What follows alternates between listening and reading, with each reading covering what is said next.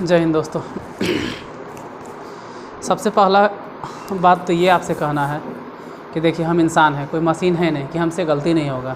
हम हमेशा कहते हैं गलती हो जाता है, और हालांकि गलती हो जाता है तो हो जाता है, इसमें कोई बड़ी बात नहीं है। इंसान है तो गलती होगा, इंसान से ही गलती होता है। और एक टीचर होना बहुत बड़ी मुश्किल वाली बात है, और एक स्टूडेंट होना मेरे हिसाब से शायद टीचर की तुलना में आसान बात है, क्योंकि आप स्टूडेंट हैं तो कोई भी प्रश्न पूछ सकते हैं, कुछ भी पूछ सकते हैं, आपके जो मन में आता है वो पूछ सकते हैं। क्यों हुआ, कैसे हुआ, क्या हुआ। जैसे उदाहरण के तौर पर अगर कोई छठे क्लास का विद्यार्थी है तो छठे क्लास में भी लाइट का चैप्टर है। अब वो लाइट के बारे में छठे क्लास में ही पूरा डिटेल से पूछने लगे, लेकिन मान लो कि कोई मिडिल स्कूल वाले टीचर हैं जो 8th क्लास तक ही बेचारा पढ़ाते हैं, और छठा में लाइट पढ़ना है, और अब वो पूछने लगे टेलीस्कोप के बारे में बताइए, कंपाउंड माइक्रोस्कोप के बारे में बताइए, डिस्पर्सन ऑफ लाइट के बारे में बताइए, इंटरफ्रेंस ऑफ लाइट के बारे में बताइए, डिफ्रैक्शन ऑफ लाइट के बारे में, what is the polarisation of light. क्यों? क्योंकि ये इस टॉपिक में पढ़ना है। कहने का ये मतलब है ना कि ऑप्टिक्स में ये पढ़ना है। अरे तो ज़रा सोचो कि छठा में क्यों दिया गया। छठा में इसलिए दिया गया कि वहाँ से शुरुआत होता है। छठा में प्रकाश शुरू हो गया, तो छठे क्लास में 6th स्टैंडर्ड में अगर आप लाइट पढ़े हैं तो वही लाइट फिर आपको 8th क्लास में पढ़ना है, लेकिन थोड़ा सा डिटेल में। वही लाइट फिर तुमको 10th में पढ़ना है, थोड़ा सा और डिटेल में। फिर वही चीज़ तुमको 12th में पढ़ना, थोड़ा सा और डिटेल में। वही चीज़ फिर तुमको पार्ट 3 BSc पार्ट 3 में मिलता है, लेकिन बहुत ज़्यादा डिटेल से और ज़्यादा। MSc में तो हम साइंस पढ़े ही नहीं, तो हमको कहाँ से पता रहेगा, हम तो मैथ पढ़े हैं। तो जाहिर सी बात है कि पूरा एलेबोरेट करना होगा। अब रहा बात कि क्या पढ़ाने के लिए MSc करना ज़रूरी है, तो हो सकता है आपके लिए डिग्री ज़रूरी हो, लेकिन मेरे लिए लगता है कि मेरिट ज़रूरी है। और एक चीज़ और बताना है कि आप जिस लेवल पे हैं उस लेवल पे रहें, ठीक है। ऑफलाइन ऑनलाइन में यही अंतर होता है। ऑनलाइन में जिसको जो मन में आता है बोल देता है, ऑफलाइन में सोच समझ के बोलता है। और अगर आप बोलते हैं, आप पूछते हैं, बहुत अच्छी बात है। स्टूडेंट का काम है पूछना। विद्यार्थी जितना पूछेगा उतने तो वो सीखेगा, लेकिन हाँ, अगर आप ऑफलाइन में रहते हैं आप लोग, तो आपको पता चल जाता कि आप जितना पूछिएगा हम उतना बताएंगे, लेकिन पलट के फिर हम भी पूछते हैं 2 दिन के बाद कि हम क्या क्या बताए थे, ज़रा बताओ तो। और उस वक्त नहीं बताते हैं ना, तो वो तो ऑफलाइन वाले को मालूम है कि उसका हालत कैसा होता होगा जो। इसीलिए यूट्यूब है, लोकतंत्र है, डेमोक्रेसी है, जिसको जो मन में आता है बोल देता है। आज ये सब बोलने का मतलब क्या है? बोलने का ये कारण है, देखिए, अगर हम कहा जाए कि एक आम लेते हैं, ठीक है, एक आम लिए तो आम को हम लोग तौलते हैं केजी में। 2 आम लेंगे तब भी केजी में, 3 आम लेंगे तब भी केजी में, 4 आम लेंगे तब भी केजी में, 5 आम लेंगे तब भी केजी में तौलेंगे। मतलब हम तौलेंगे तो उसका मास। सेम चीज़ हम लेक्चर नंबर 27 में बोले थे। हालांकि बोलना नहीं चाहिए था, उसका बेस बता देना चाहिए था। जैसे कि मान लो कि ये कूलम्ब है प्लस Q। अब इसका यूनिट क्या होगा, तो हम लोग कह सकते हैं कि इसका यूनिट होगा कूलम्ब होगा, सॉरी चार्ज है तो यूनिट होगा कूलम्ब। एक और माइनस चार्ज है तो इसका भी यूनिट होगा कूलम्ब। ये दोनों चार्ज का यूनिट है कूलम्ब। ये भी स्केलर क्वांटिटी, ये भी स्केलर क्वांटिटी। जब दोनों एक साथ रख देंगे तब भी स्केलर क्वांटिटी ही कहलाएगा, ये याद रखिएगा। और यही बात किताब में नहीं मिलता है, तो किसी स्टूडेंट को लगता है कि कैसे, how is dipole scalar quantity and how is dipole moment is a vector quantity, please elaborate with a suitable derivation. How is this possible? कैसा सवाल है। हम ये साफ साफ बोले हैं कि this is the system of charge, this is the system of charge. ये सिस्टम है, निकाय है, और सिस्टम किसका है? चार्ज का। तो जाहिर सी बात है कि चार्ज कौन सी क्वांटिटी है? चार्ज कौन सी क्वांटिटी? Scalar quantity. तो जो सिस्टम भी होगा वो भी स्केलर क्वांटिटी होगा।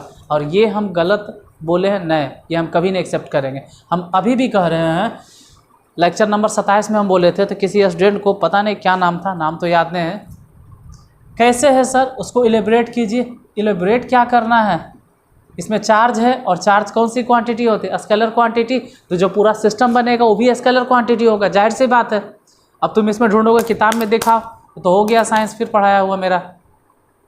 यही तो कुछ चीज़ें हैं जो कि किताब में जल्दी नहीं मिलती है। पूरा रिसर्च करोगे तब फिर पता चलता है कि डाइपोल, अपने सोचने वाली बात है कि dipole it is a system of two equal and opposite charges. ये सिस्टम है और इस सिस्टम क्या स्केलर क्वांटिटी है, वेक्टर क्वांटिटी? तो बोलने चालने में तो बोलेंगे कि कोई क्वांटिटी नहीं है, लेकिन अगर यह सिस्टम है, चार्ज का सिस्टम है, इसमें पूरी चार्ज ही रखा गया है, तो चार्ज को अगर स्केलर कहते हैं तो ये पूरा जो सिस्टम बनेगा वो भी स्केलर कहलाएगा।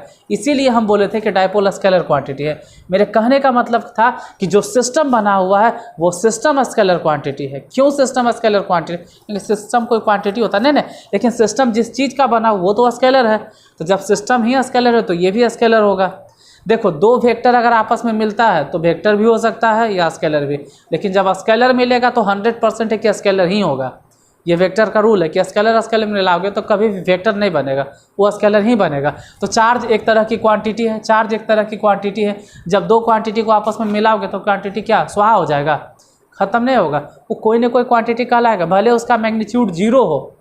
मानते हैं कि मैग्नीट्यूड 0 होगा, लेकिन क्वांटिटी तो कहलाएगा, उसका मैग्नीट्यूड 0 होगा कहलाएगा। और यही जो क्वांटिटी कहलाएगा वो चार्ज पे बेस है। तो अगर चार्ज स्केलर क्वांटिटी है तो हम इस सिस्टम को भी उस चार्ज के आधार पे स्केलर कह सकते हैं कि चार्ज ही स्केलर, तो जो पूरा सिस्टम बना है वो भी स्केलर हो जाएगा। कहने का मतलब है कि जैसे कि एक आम को तौलते हैं केजी में, स्केलर क्वांटिटी, तो अगर हम 10 आम को एक जगह सरिया देंगे तो वेक्टर क्वांटिटी बन जाएगा, वो भी स्केलर बनेगा। आप कहेगा आम का गुच्छा हो गया सर, तो ठीक है, आम के गुच्छा को अगर हम तौलेंगे केजी में तो भी तो स्केलर होगा। तो एक चार्ज को तौलते हैं तो कुलम बोलते हैं, दूसरे चार्ज को तौलेंगे तब भी कुलम बोलेंगे, दोनों मिला जुला के तौलेंगे तब भी कुलम बोलेंगे। तो पूरे जो सिस्टम है उसमें चार्ज ही तो है रखा हुआ, भले चार्ज 0 है लेकिन है तो चार्ज ही, और चार्ज स्केलर क्वांटिटी है तो डायपोल स्केलर क्वांटिटी होगा। वो लड़का बोला था एलेबोरेट कीजिए, इसलिए हम एलेबोरेट इतना कर रहे हैं कि स्केलर हम बोले क्यों, ऐसे ही नहीं कि कुछ भी मन में आ गया मुँह उठा के हम बोल दिए थे। और देखो बाबू, ये 12th लेवल बोर्ड का है, ये लेवल बोर्ड का है। ऑफलाइन में मिलते थोड़ा सा और मुँह ज़बानी आपको हम बताते और अच्छा सा सामने फेस टू फेस हम समझाते। यूट्यूब पे कितना बताए। कहने का मतलब है कि सिस्टम, जैसे कि मान लीजिए कि आप कहते हैं कि यहाँ से हम राजगीर गए, या फिर मान लो किसी भी जगह पे गए, हम जहाँ पे उसके बारे में बात करें। आप जिस जगह पे हम हैं, यहाँ से पटना कुछ दूरी पे है, आप पटना से फिर दिल्ली कुछ दूरी पे, तो यहाँ से पटना को हम किलोमीटर में नापते हैं, एक डिस्टेंस हो गया। पटना से फिर दिल्ली समथिंग किलोमीटर है, दोनों दूरी को मिला दीजिएगा तो क्या हो जाएगा, दूरी और दूरी स्केलर क्वांटिटी, फिर दूरी स्केलर क्वांटिटी, तो जाहिर सी बात है दोनों मिल गया तो भी स्केलर क्वांटिटी। उसी तरह से डायपोल बना है, दो चार्जेज का एक सिस्टम है, तो चार्जेज इसको भी स्केलर, इसको भी स्केलर का है, दोनों मिल गया तो जो सिस्टम बना वो भी स्केलर होगा। लेकिन हाँ, लेकिन इसके कारण जो इलेक्ट्रिक फील्ड या फोर्स लगेगा वो स्केलर नहीं होगा। क्यों? देखिए, वो स्केलर क्यों नहीं होगा, जो देखो, अगर इधर पॉजिटिव चार्ज रखें तो इस पॉजिटिव चार्ज को ये नेगेटिव चार्ज अपने तरफ खींचेगा। हालांकि ये पॉजिटिव वाला धक्का भी मारेगा, मानते हैं, ये पॉजिटिव वाला उसको धक्का भी मारेगा, तो इस पॉजिटिव के कारण धक्का होगा, लेकिन ये दूर में है तो उतना रिपल्सन नहीं होगा, इसके कारण अट्रैक्शन ज़्यादा होगा। मतलब ये जो है ना इधर की तरफ आएगा। अगर पॉजिटिव को इधर रखते हैं तो अब ये प्लस वाला इसको धक्का मारेगा और ये माइनस वाला खींचेगा, लेकिन ये माइनस वाला उतना खींच नहीं पाएगा क्योंकि दूर में, इस बार प्लस वाला धक्का मारेगा, यानी अब ये प्लस इधर जाएगा। तो जब हम टेस्ट पॉजिटिव चार्ज को, मतलब +1 को हम लेफ़्ट साइड में रखें चाहे राइट साइड में रखें, हम एक ही चीज़ देखते हैं कि वो किधर मूव कर रहा है, लेफ़्ट से राइट, लेफ़्ट से राइट, लेफ़्ट से राइट, इधर, यानी लेफ़्ट से राइट मतलब किधर, तो माइनस से प्लस की तरफ। इसीलिए कहे थे कि डायपोल मोमेंट का डायरेक्शन माइनस से प्लस की तरफ होता है, समझे। और ये कन्वेंशनली होता है, सुविधा के लिए होता है। इसको डेरिवेशन के थ्रू अगर प्रूफ करना चाह रहे हो तो वही बात हो गया कि जो मन में आ रहा है, चार्ज कैसा है, मात्रा कूलम क्यों कहते हैं, इसको डिराइव कीजिए, तो जो मन में आ रहा है वो बोलते जा रहे हैं। यही थोड़ा सा दिक्कत होता है। ऑफलाइन में रहते तो और बेहतर आपको हम समझा देते है। ये डाउट था, डेरिवेशन से बताइए, ये क्लियर हो गया। आज का जो टॉपिक है वो कुछ और है, और ये जो बात है वो लेक्चर नंबर 27 में है। हम इसके डिस्क्रिप्शन में वो वीडियो डाल देंगे और उसके डिस्क्रिप्शन में ये वाला वीडियो डाल देंगे, जिससे कोई और स्टूडेंट को कन्फ्यूजन ना हो कि हम क्या बोल रहे हैं। फिलहाल क्या पढ़ना है, गॉस लॉ और प्रूफ ऑफ गॉस लॉ। ये गॉस लॉ क्या कहता है, देखिए गॉस का नियम क्या कहता है, तो लास्ट क्लास में आप फ्लक्स के बारे में देखे होंगे। जैसे मान लो कि अगर हम चार्ज को रख देते हैं, जैसे कि इस जगह पे मान लो सोर्स चार्ज है, और सामने में अगर हम इस तरह से सरफेस रखते हैं तो इसमें से इलेक्ट्रिक फ्लक्स जाएगा, और वो दो बातों पर डिपेंड करता है। जैसे देखो, अगर यहाँ चार्ज रखते हैं, जैसे इस तरह से चार्ज है, मान लो नहीं कि ऐसे चार्ज हटा, और यहाँ पे सरफेस को रखें, इस तरह से इलेक्ट्रिक फील्ड लाइन्स निकला, इतना मनी गया, ठीक है। 1 2 3 4 5 6 लाइन टच किया, यही वाला थोड़ा सा और दूर रख देते हैं,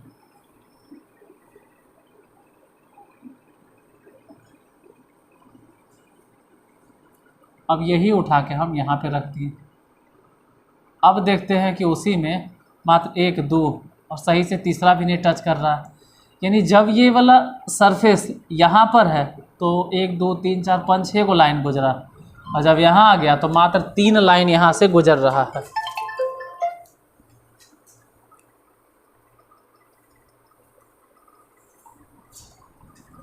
यानी कि चार्ज के साथ साथ दूरी भी डिपेंड करता है। अगर नज़दीक है तो फ्लक्स ज़्यादा गुजरेगा, अगर दूर हो गया तो फ्लक्स कम गुजरेगा, ठीक है। 1 मिनट यार, अगर नज़दीक है तो फ्लक्स ज़्यादा गुजरेगा, दूर हो जाएगा तो फ्लक्स कम गुजरेगा। लेकिन आज जो गॉस का नियम है या गॉस का कहना है कि अगर आप चार्ज किसी बंद सतह के भीतर रख देते हैं, कोई क्लोज्ड सरफेस है और उस क्लोज्ड सरफेस के भीतर रख देते हैं, क्लोज सरफेस के भीतर, ध्यान देना क्लोज सरफेस के भीतर, तो फिर बाद में आप सुनिएगा कम और गलती से थोड़ा बहुत गलती से लिखा भी गया। उस दिन यही चीज़ गलती की है कि हम डायपोल को लिख दिए थे स्केलर क्वांटिटी, अब उधर लिया बच्चा, अब धर के तीर के तार कर दिया, जबकि हम रहते तो तीर के तार के, हम तो एकदम धर के तो तार कर देते। हम बता रहे हैं उसमें जो बोले थे वो डायपोल सिस्टम है, चार्ज का सिस्टम है, तो चार्ज स्केलर तो सिस्टम भी स्केलर, हाँ, लेकिन इसकी इंटेंसिटी को जो बताएगा वो वेक्टर होगा। फिलहाल यहाँ देखिए यूट्यूब पे भोगना थोड़ा सा बाकी स्टूडेंट के लिए नुकसानदेह हो जाएगा, जो पढ़ने वाले हैं उनका नुकसान हो जाएगा। कभी कभी अफसोस आता है यूट्यूब पे कि विद्यार्थी से हम ये भी पूछे थे कि ज़रा हमको डायपोल मोमेंट का डायरेक्शन बताओ, तो वो तो नहीं बताया।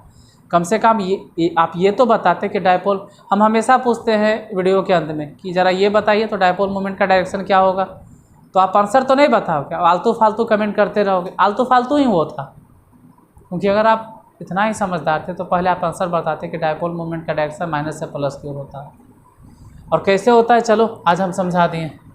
शायद उस दिन ध्यान नहीं हो, क्योंकि क्या करें यार, ऑफलाइन ऑनलाइन में इतना व्यस्त रहते हैं ना हम, ऑफलाइन पढ़ाना ऑनलाइन पढ़ाना, कि कभी कभी दिमाग हैंग कर जाता है।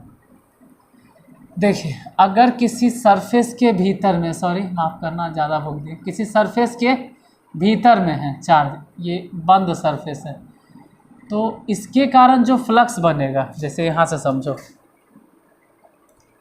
अब देखो तुम सरफेस इस तरह का लो, तो इसमें से मान लो कितना लाइन गुजरा, 1 2 3 4 5 6। अब सरफेस को और बड़ा कर दो, अभी भी कितना लाइन गुजरा, 6 ही लाइन गुजरा। सरफेस और बड़ा कर दो, अभी भी सरफेस से कई लाइन गुजर रहा है, 6 लाइन। जबकि फ्लक्स का तो डिफिनेशन है कि ई डॉट डी एस, मतलब फ्लक्स इलेक्ट्रिक फील्ड इंटेंसिटी और साथ ही साथ एरिया पर भी डिपेंड करता है। कहाँ डिपेंड कर रहा है, एरिया को और बड़ा कर दिया, तब भी सरफेस में से कई गो लाइन गुजरेगा, कितना इलेक्ट्रिक फील्ड लाइन्स गुजरेगा, तो अभी भी हम बोलेंगे कि उतने इलेक्ट्रिक फील्ड लाइन्स गुजर रहा है।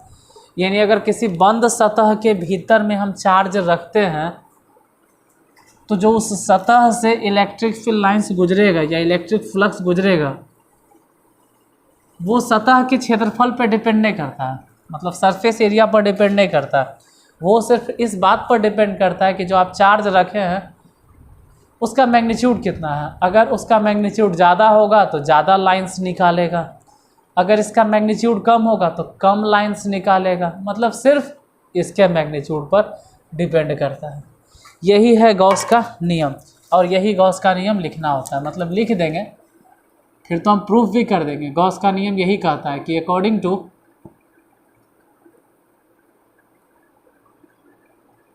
Gauss's law, according to Gauss's law, according to Gauss's law, the amount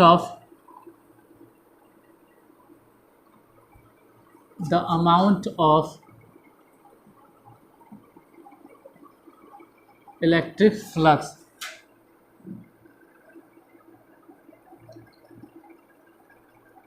through the closed surface is directly proportional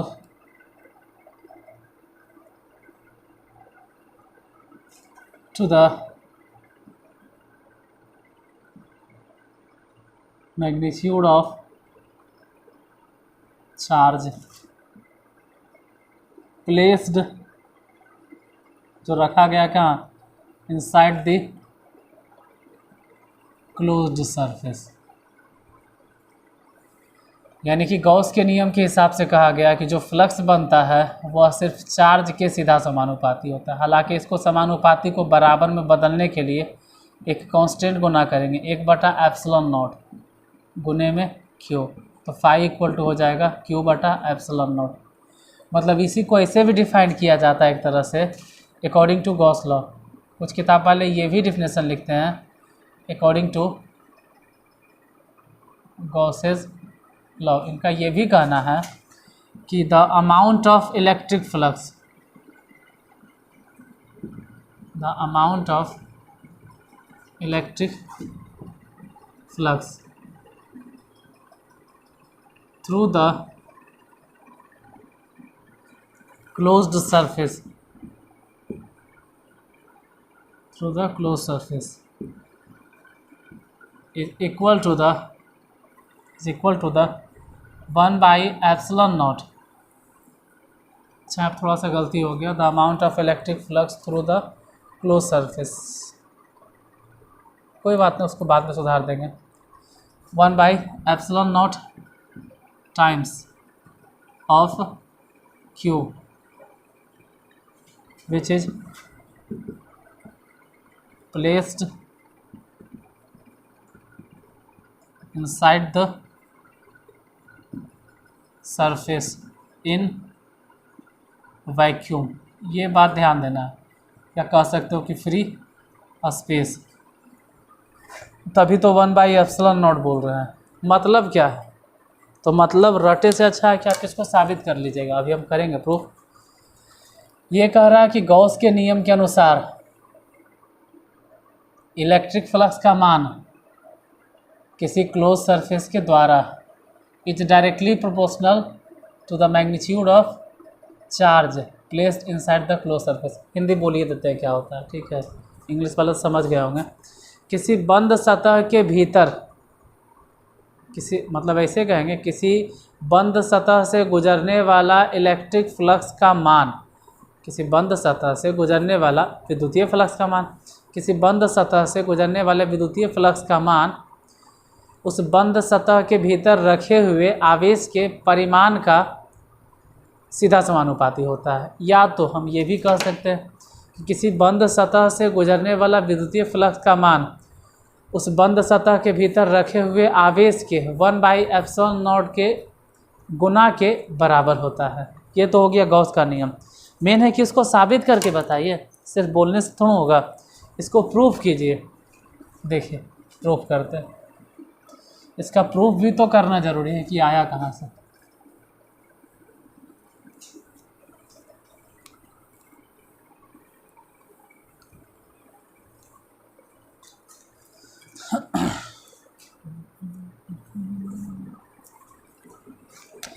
ये जो आप सरफेस देख रहे हैं ना, इमेजिनरी सरफेस को बोलते हैं गॉसियन सरफेस। बताएंगे गॉसियन सरफेस क्या है। जो फिलहाल हम ऐसे ही मान लिए सरफेस है और यहाँ पे क्यू चार्ज है। अब यहाँ से कुछ डिस्टेंस पर, सपोज दैट आर डिस्टेंस पर यहाँ एक पॉइंट लेंगे P और इस जगह पे हम इलेक्ट्रिक फील्ड फाइंड करेंगे। इलेक्ट्रिक फील्ड इस जगह पे इलेक्ट्रिक फील्ड मान लो कि E होगा। हालांकि E बराबर आपको मालूम है कि 1/4 पाई एप्सिलॉन नॉट और Q बटा आर स्क्वायर। कैपिटल क्यू कर दो, स्मॉल क्यू कर दो, कुछ भी लिखो, क्या फ़र्क पड़ता है, जो आप मान रहे हैं। मान लीजिए स्मॉल क्यू आर स्क्वायर। इस जगह पे इलेक्ट्रिक फील्ड कितना बनेगा? 1/4 पाई एप्सिलॉन नॉट। हालांकि जो सरफेस है उस सरफेस को हम छोटा सा सरफेस मान लेते हैं, एकदम पॉइंट मात्र के, एकदम बिंदु मात्र के। हम कह सकते हैं कि जो सरफेस दिखाई दे रहा है ना, सरफेस, इसको मान लो DS। हालांकि इसको कहा जाता है DS को सरफेस एलिमेंट, या कुछ किताब वाले इसको कहते हैं एरिया एलिमेंट। ये एरिया एलिमेंट हो गया, ठीक है, वो सब भी चलता है। अब अगर यहाँ पे सरफेस माने तो इस जगह पे एरिया वेक्टर मानिए, तो एरिया वेक्टर इसी पे परपेंडिकुलर होगा। हम ये समझाए थे कि एरिया वेक्टर इसी पे होगा, नहीं समझाए तो अब समझ लीजिए। एरिया वेक्टर ऐसे बताए होंगे कि एरिया वेक्टर सरफेस पे परपेंडिकुलर होता है, तो एरिया वेक्टर भी उधरे है और इसके कारण बनने वाला इलेक्ट्रिक फील्ड भी उधरे है, तो थीटा इक्वल टू हो गया 0 डिग्री। इन सब बातों को ध्यान रखिएगा। अब हम जो माने हैं वही चीज़ यहाँ लिख देते हैं। पहले 1 मिनट, दिखाई दे रहा है ना, हम उसी बात को यहाँ पे लिख देते हैं जो माने हैं। जैसे पहले क्या माने, consider a charge Q which is placed at the point O। यहाँ O नाम दे दो, O पॉइंट पे रखें। मान लिए, 1 मिनट थोड़ा सा ध्यान दीजिएगा। हो गया, consider a charge Q which is placed at point O बिंदु पे चार्ज है, and point P is located at A distance R। कहाँ से भाई? तो फ्रॉम द पॉइंट O, या कहो कि फ्रॉम चार्ज से। ठीक है, यहाँ तक तो मान ले कि उस बिंदु पे। अब क्या करते हैं, तो लेट एन इमेजनरी सरफेस, एक इमेजनरी सरफेस मानते हैं। लेट एन इमेजनरी सरफेस, एक इमेजनरी सरफेस मानते हैं इन the form of a sphere, which passes through the point P and center lies on the point O।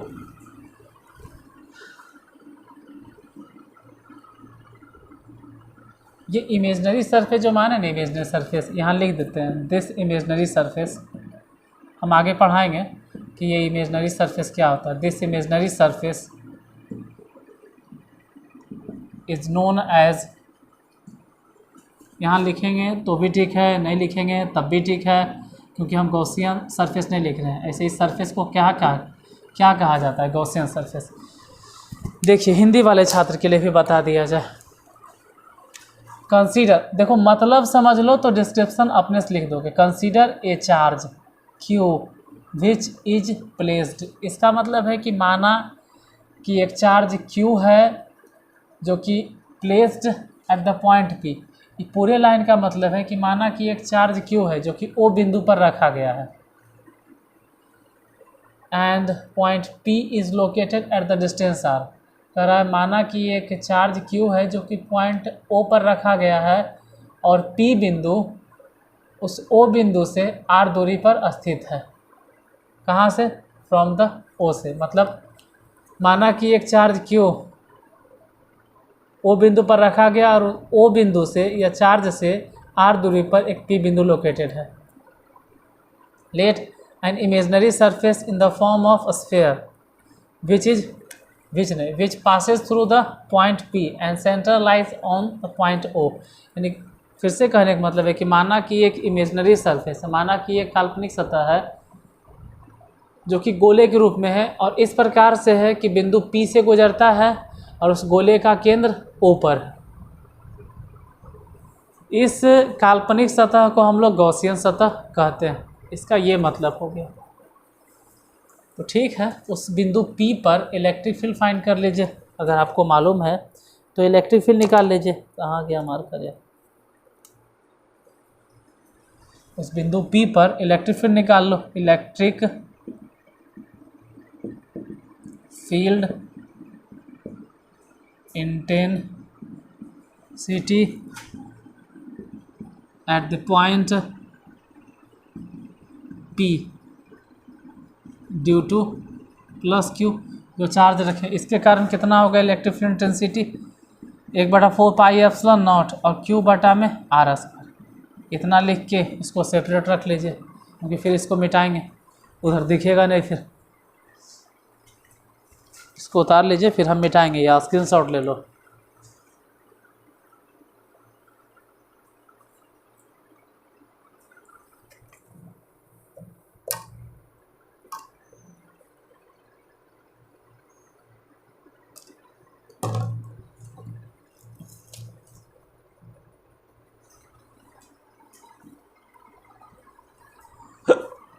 हो गया, अब मिटाते हैं। इतना देर में तो आराम से स्क्रीनशॉट ले लोगे यार, 1-2 सेकंड तो काफ़ी होता है। हम तो मिनटों का टाइम देते हैं, 1 मिनट को टाइम देते हैं। यहाँ तक ठीक है। अब हम कंसीडर करेंगे, ठीक है, मान के चलेंगे। Now consider a small area ds on the surface of a sphere। Sphere के सरफेस पे एक स्मॉल एरिया कंसीडर करेंगे known as area element. Area element, इसको एरिया एलिमेंट कहा जाता है, ठीक है। ds को एरिया एलिमेंट, हालांकि वेक्टर क्वांटिटी एरिया एलिमेंट। उस सबसे पहले बतावल है कि एरिया वेक्टर क्या होता है। हम छोटा सा मान लिए कि छोटा सा एरिया है ds, कहाँ पर? On the surface of sphere. मतलब इसका हिंदी ये हो गया कि गोले के सतह पर एक छोटा सा गोले के सतह पर एक छोटा सा क्षेत्रफल माना ds, जिसे एरिया एलिमेंट कहा जाता है। अब उसके थ्रू इलेक्ट्रिक फ्लक्स बताना है। इलेक्ट्रिक फ्लक्स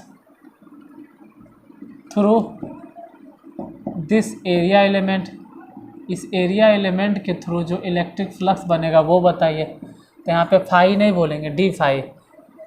क्यों? क्योंकि एरिया ही छोटा है। E dot D S dot cos theta. हालांकि एक चीज़ तो हम पहले ही बता दिए थे कि ई मतलब 1/4 pi epsilon not, D S मतलब डी एस और कॉस थीटा मतलब 0 डिग्री। वहाँ लिखल है, भले डिस्क्रिप्शन में नहीं लिखे हो लेकिन डायग्राम में लिखल है।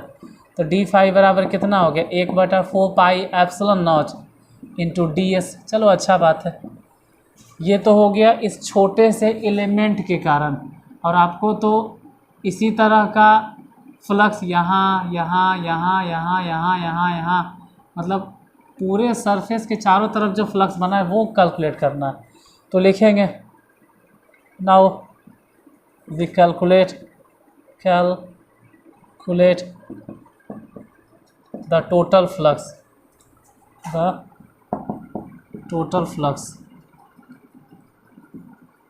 थ्रू द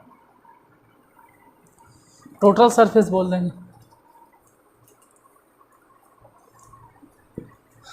क्या था? Electric flux through this area element. हाँ ठीक है। Now we calculate the total flux through the entire surface या होल सरफेस। कितना हो जाएगा? तो टोटल फाई अगर निकालना है तो जो डी फाई निकला है ना उसको आप इंटीग्रेट कर दीजिए, मतलब पूरे सरफेस को इंटीग्रेट कर दो। इधर 1/4 पाई एप्सिलॉन नॉट इसको इंटीग्रेट कर रहे हैं ना, तो इसको इंटीग्रेट कर दीजिए। लेकिन ध्यान रहे कि क्लोज्ड इंटीग्रेशन, क्लोज्ड इंटीग्रेशन, ये क्लोज्ड इंटीग्रेशन का साइन क्यों, क्योंकि सरफेस बंद है। इंटीग्रेट कर दो तो डी फाई तो खैर फाई में कन्वर्ट हो जाएगा, और इसमें से 1/4 पाई एप्सिलॉन नॉट बाहर हो गया। अरे गड़बड़ हो गया यार, अच्छा तो क्यू लिखना ही भूल गए। अरे यार इतना बड़ा गड़बड़। ई के फॉर्मूला होता है Q/r², 1/4 pi epsilon not Q/r², गड़बड़ हो जाता Q/r²। फिर बुतरू धर लेता, कहता आप गलती पढ़ा रहे हैं। Q/r², अब Q/r², ठीक है। इंटीग्रेशन करना किसका रह जाता है, ds, इसका इंटीग्रेशन सिर्फ करते कर देते हैं इंटीग्रेट। देखिए इधर इंटीग्रेट कर दे रहे हैं। फाई इक्वल टू कितना निकला, फाई इक्वल टू कितना हो गया 1/4 पाई एप्सिलॉन नॉट और गुने Q/r², तो रख दो Q/r², और पूरा सरफेस को इंटीग्रेट करो। तो टोटल सरफेस इंटीग्रेट करेंगे तो ये स्फेयर है और गोले का सरफेस एरिया होता है 4 पाई r²। एक मिनट, उतना दिख रहा है ना, हाँ दिख रहा है 4 पाई r²। 4 से 4 कैंसिल, पाई से पाई कैंसिल, r² से r² कैंसिल, तो फाई इक्वल टू कितना बच गया Q/एप्सिलॉन नॉट। और यही तो हम लिखे थे, नहीं हम नहीं लिखे थे, गॉस का कहना है कि गॉस का नियम यही कहता है कि फाई जो होता है किसी क्लोज सरफेस के भीतर वो Q/एप्सिलॉन नॉट के बराबर होता है। या ऐसे बोलो कि फाई जो है वो डायरेक्टली प्रोपोर्शनल है, क्योंकि एप्सिलॉन नॉट तो कांस्टेंट है, तो बचा किसके समानुपाती है, Q के समानुपाती। अच्छा एक चीज़ और बता देते हैं, क्योंकि उसका भी ज़रूरत पड़ेगा, वो भी बता देते हैं, इसको उतार लीजिएगा, वो भी यूज होता है।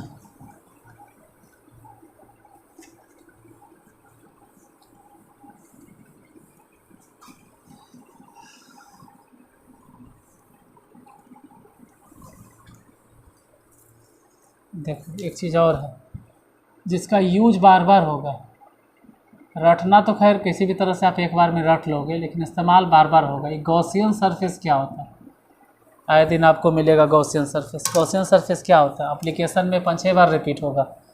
तो कह सकते हैं कि the imaginary surface, the imaginary surface, the imaginary surface. और वो भी इमेजनरी सरफेस किसके चारों तरफ होता है, imaginary surface around a point charge, around a point charge, और या तो पॉइंट चार्ज और डिस्ट्रीब्यूशन से अच्छा ऐसे लिखो, continuous, continuous distribution of charges. कहने का मतलब है कि यह एक ऐसा काल्पनिक सतह है जो किसी बिंदु के चारों तरफ या किसी कंटिन्यूअस डिस्ट्रीब्यूशन ऑफ चार्जेज के चारों तरफ, the imaginary surface around a point charge और continuous distribution of charges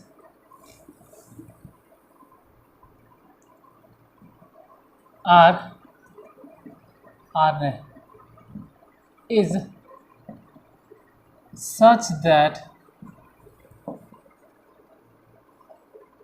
the electric field lines, the electric field intensity ज़्यादा अच्छा रहेगा, the electric field intensity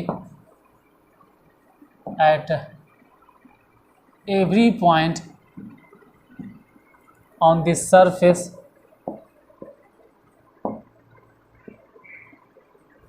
and as well as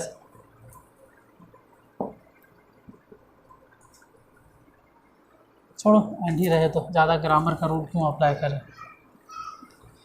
the electric field intensity at every point on the surface are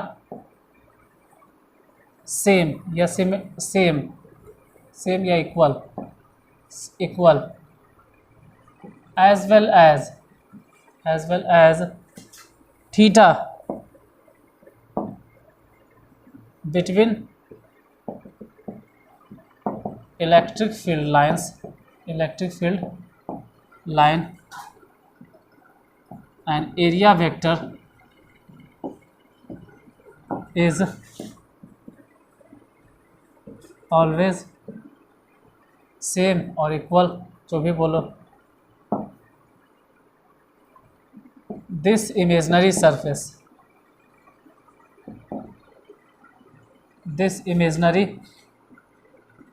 surface is called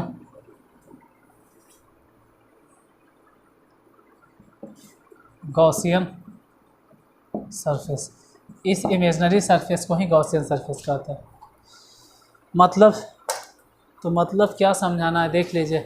the imaginary surface, यह एक imaginary surface होता है around, मतलब चारों तरफ। किसके चारों तरफ? या तो किसी बिंदु के चारों तरफ, मतलब बिंदु आवेश के चारों तरफ, या तो आवेश के वितरण के चारों तरफ। इस सच दैट, इस तरह से होता है। The electric field intensity at every point on this surface, मतलब सरफेस के हर एक बिंदु पर electric field intensity are equal, एक जैसा होता है। Is equal, are equal is equal क्या होगा? The electric field intensity are equal ही रहने दोनों। As well as theta between electric field lines and area vector is always same. This imaginary surface is called Gaussian surface.